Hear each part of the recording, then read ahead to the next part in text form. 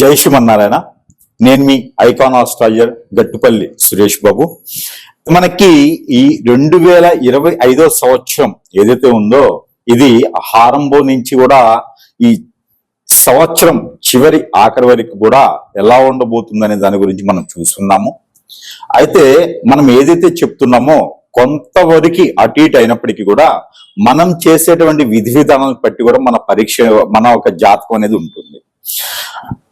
ఒక రకంగా మనం చెప్పాలి అంటే ద్వాదశ రాశుల వారికి కొన్ని రకాలుగా ఉంటుంది. అంటే అది ఎలా అంటే జాతక ప్రకారంగా గోచార ప్రకారంగా తీసుకొని మన యొక్క దశ అంతర్దశలు తీసుకొని ఏ స్థానంలో ఏ ఒక గ్రహం ఉందో దాన్ని బట్టి తీసుకునేటువంటి ప్రెడిక్షన్స్ ఉంటాయి.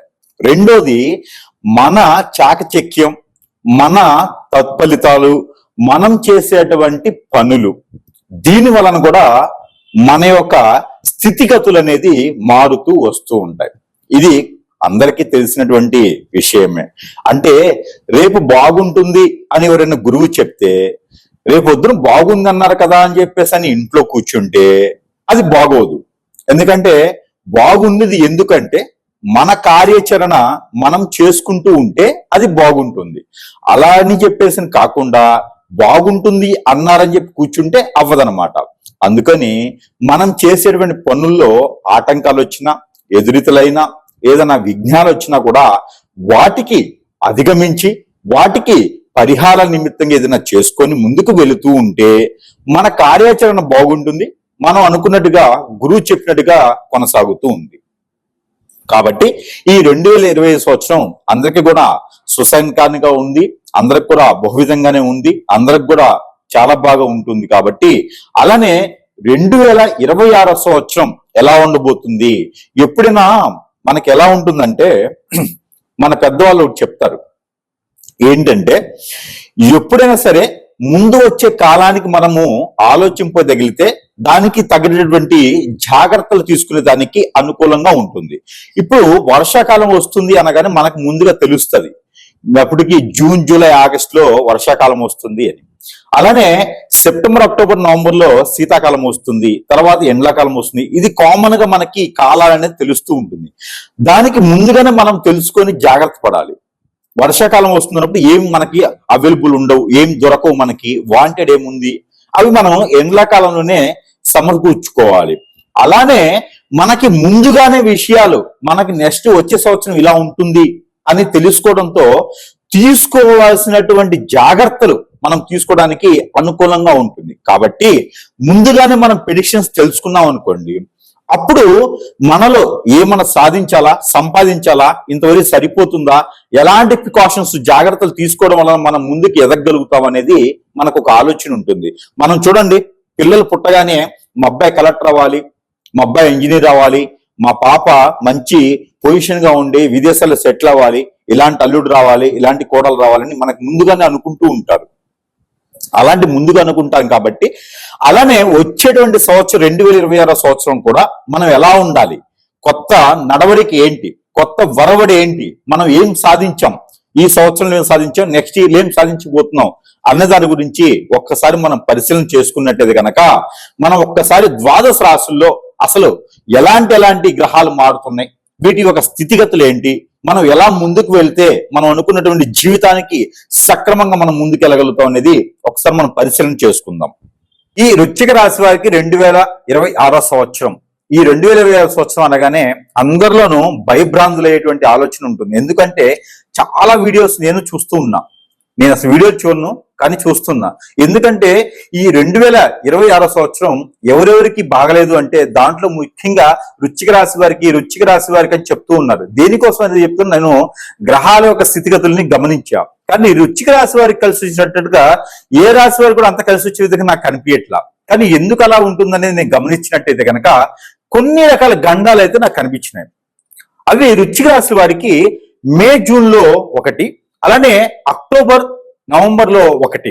అవి ఎలాంటి గండాలు అంటే గనక ఎవరెవరో ఎక్కడి నుంచో పోతూ ఈ వృశ్చిక రాశి వారి మీద ఆస్తులు రాయటం, వీలునామాలు రాయటం, ఈ వృశ్చిక రాశి వారి మీద అపలేనటువంటి సంపదని సృష్టించబడడం, ఈ వృశ్చిక రాశి వారి మీద మీరు ఏదో చిన్నపాటి జాబులు చేస్తుంటే మీ మీద నమ్మకంతో ఉన్నత పదవుల్ని అప్పగించడం, రాజకీయ నాయకుల్లో అయితే గనక ఉన్నత స్థానంలో తీసుకెళ్లి కూర్చోబెట్టడం, ఇవన్నీ కూడా వృశ్చిక రాశి వారికి గండమని చెప్పొచ్చు. ఎందుకంటే మీరు ఎక్స్పెక్ట్ చేయనటువంటి ఆలోచన కాబట్టి, మీకు ఇంత కలిసి వస్తుందా అనేది లేదు కాబట్టి ఇవన్నీ గండాలే కదా. మరి ఉన్నత బాధ్యని మీరు అనుకునే విధంగా మీరు బాధ్యతలు ఇస్తే అవి చేకూర్చాలి కదా. అవన్నీ కూడా మీకు ఈ 2 మాసాల్లోనే కనిపిస్తున్నాయి. ఇక్కడ మే నుంచి జూన్, అక్టోబర్ నుంచి నవంబర్, ఈ ఒక 2 అవకాశాలు మీరు కోల్పోవద్దు.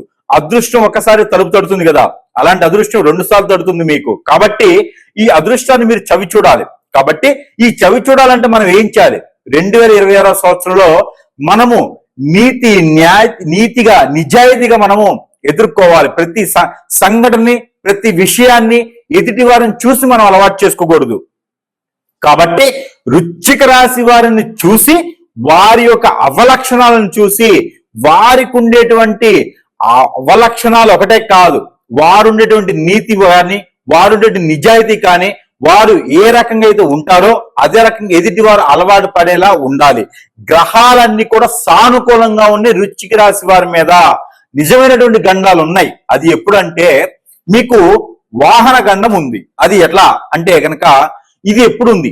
ఏప్రిల్లో ఒకసారి కనపడుతుంది, ఇది డిసెంబర్లో ఒకసారి కనపడుతుంది. ఎప్పుడు?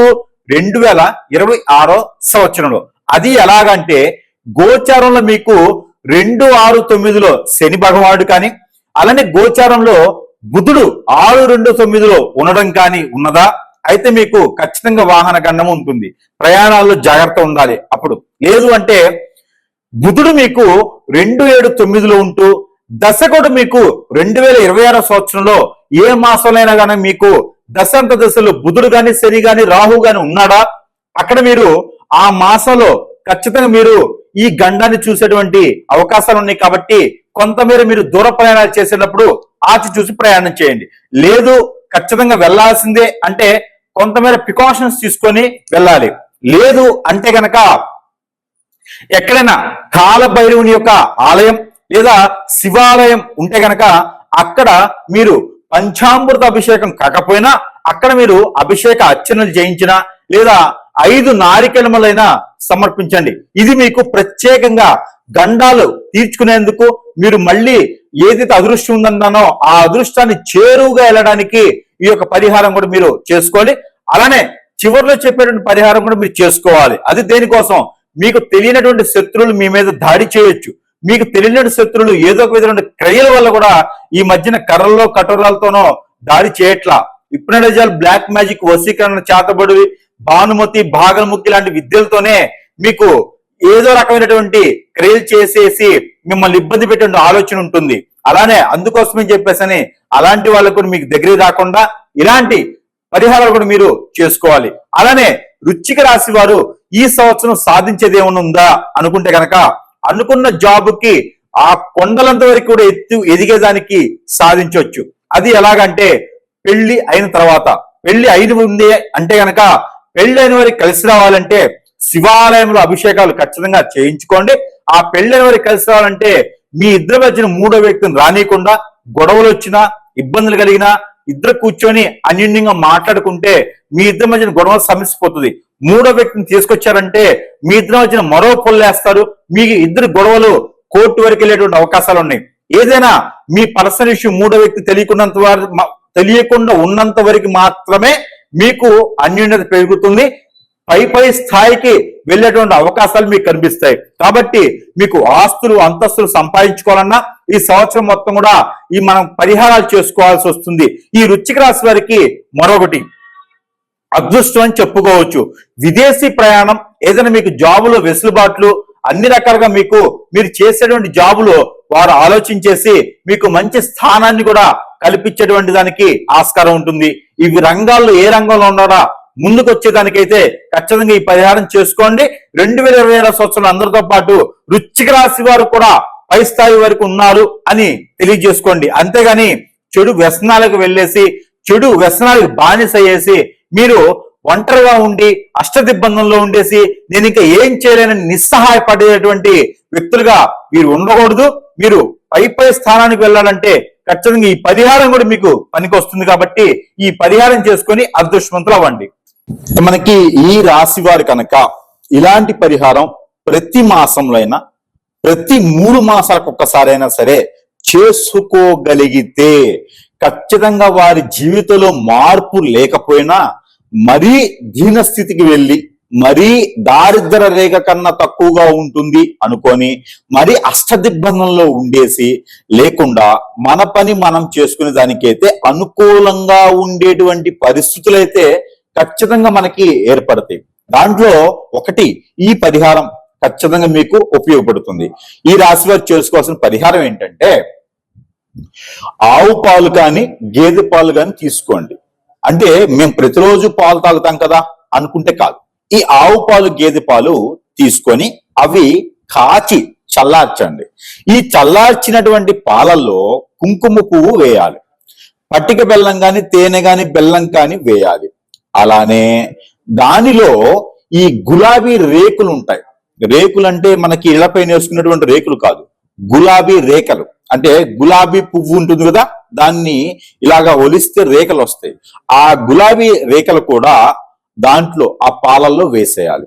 ఆ వేసినటువంటి పాలు ఏదైనా మీకు కులదైవం ఇష్టదైవం మీ వంశపారపర్యంగా వచ్చేటువంటి అమ్మవారు, మీరు పూజించేటువంటి అమ్మవారు, మీ ఇంట్లో కొలువు తీరినటువంటి అమ్మవారు ఎవరైతే ఉన్నారో అలాంటి అమ్మవారికి, ఆవిడ గ్రామ దేవత కావచ్చు, పీఠాధిపతి అమ్మవారైనా కావచ్చు, ఇష్టసఖి అమ్మవారైనా కావచ్చు, ఎలాంటి అమ్మవారైనా ఆ అమ్మవారి ముందు మీ ఇంట్లోనే దేవుని మందిరం ముందు అవి సాయం సంధి వేళలో శుక్రవారం, ఆదివారం లేదా మంగళవారం రోజున, వారంలో ఒక్కసారి లేదా మాసంలో ఒక్కసారి, పక్షానికి ఒక్కసారి, లేదంటే 3 మాసాలకు ఒక్కసారి అయినా సరే సమయం తీసుకొని ఈ వారాల్లో కనుక మీరు ఈ యొక్క అమ్మవారికి నైవేద్యం సమర్పించి ఆ పాలని మీరు ఇంట్లో సేవించినట్లయితే ఖచ్చితంగా రాసి పెట్టుకోండి, మీకు ఆర్థిక ఇబ్బందులన్నీ కూడా తొలగిపోతాయి.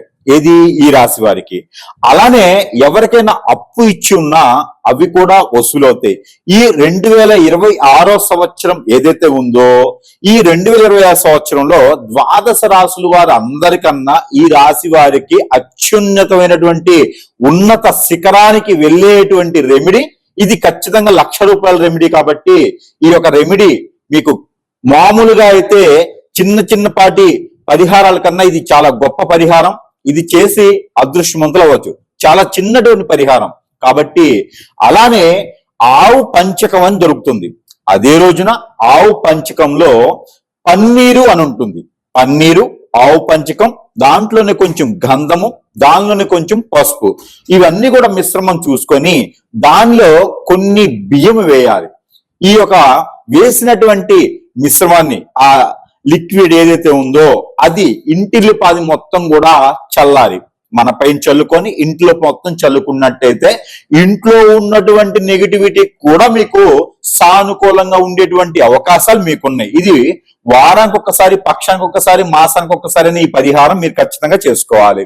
దీనితో పాటు మీరందరూ ఇంకా కూడా నరదిష్టి, నరఘోష, నరభయం, అలానే శత్రుభయం, శత్రుపీడ, ఆరోగ్య సమస్యలు, ఆర్థిక సమస్యలు, డబ్బులు ఇచ్చి రాకపోవటం, ముందుకు ఎదగలేకపోవటం, ఎంత పని చేసినా ముందుకు రాలేకపోవటం, అష్టదిగ్బంధం ఉండడం, అందరూ కూడా బాధపడేటువంటి విషయాలు ఈ రోజుల్లో కూడా ఏంటంటే వ్యసనం, రంది, ఆలోచన, ఎదుటివాడు బాగుపడుతున్నాడు అంటే ఓర్చుకునే తత్వం ఎవరికైతే ఉన్నాయో దానివల్ల మనం బాధపడుతున్నాము. అన్ని గ్రహాలు బాగున్నాయి, జాతకం బాగుంది అనుకునేటువంటి వారు ఎవరైతే ఉన్నారో వారు ఖచ్చితంగా ఎదగలేటువంటి వారు ఎవరైతే ఉన్నారో వారు ఖచ్చితంగా ఈ పరిహారం చేసుకున్నట్టయితే అదృష్టవంతులయ్యేదానికి అవకాశాలు మెండుగా ఉన్నాయి. ఆ పరిహారం నిమిత్తంగా ఈ సంవత్సరం మొత్తం కూడా 365 రోజులు కూడా చేసుకోవాల్సినటువంటి పరిహారం మీ అందరి ద్వారా చేసుకోవచ్చు.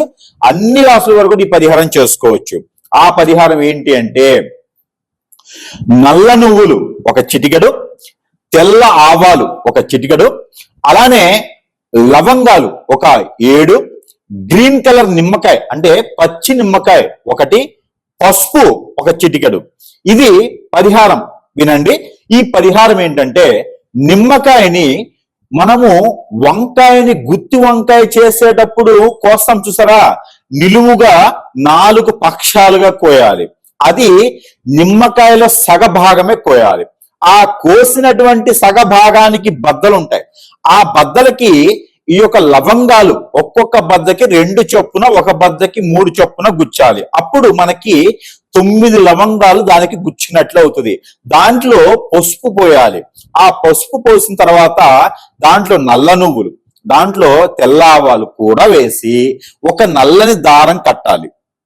అది మళ్ళీ కట్టేసాలి. నల్ల దారం కట్టేసిన తర్వాత ఇది ప్రతి మంగళ శనివారాలు చేసుకుంటే మీకు జరిగినటువంటి నెగిటివిటీ, చాతబడి, హిప్నాటిజం, బ్లాక్ మ్యాజిక్, వశీకరణం, బాగలముక్కి, భానుమతి, యక్షిని, మోహిని ఎలాంటి విద్య మీ మీద ప్రయోగం చేసినా అవన్నీ కూడా సమకుపాలుగా విడిపోతూ ఆ ఒక విద్య చేసినటువంటి వారికి తగులుతూ మీకున్నటువంటి జ్ఞానాన్ని ఉపయోగించుకొని ఈ పరిహారం అయితే ఖచ్చితంగా చేసుకోవాలి ప్రతి ఒక్కరు కూడా. అయితే ఈ నిమ్మకాయని ఇలా చేసిన తర్వాత మీ తల చుట్టూతా 7 సార్లు, తల దగ్గర నుంచి కాలి వరకు 7 సార్లు దిగదార్చుకున్న తర్వాత ఆ నిమ్మకాయని ఇక్కడ పవిత్ర స్థలాల్లో కానీ, పారేటువంటి నీటిలో కానీ, లేకుంటే పొదలుగా ఉన్నటువంటి చెట్లలో కానీ వేయాలి. ఇలా చేసినట్లయితే ఖచ్చితంగా ఈ 2026 సంవత్సరం ఎదిగేదానికి ఎవరైతే మీకు ఆటంకం కానీ విఘ్నాలు కానీ కలిగిస్తారో వారందరూ కూడా మీ వైపు రాకుండా ఉంటారు. మీ పక్కనే ఉండండి. ఎన్నుపోటు పొడిచే వాళ్ళు కూడా మీకు దూరంగా వెళ్ళేసి మీ మంచి కోరుకుంటారు. కాబట్టి ఈ విధమైనటువంటి పరిహారం మీకోసం ఇది చేసుకొని ఖచ్చితంగా 2026 సంవత్సరంలో ఏ విఘ్నాలు లేకుండా కూడా బాగుపడేందుకు ఆసరాగా ఉంటుంది. ఈ పరిహారం చేసుకుని అదృష్టవంతులు అవ్వచ్చు.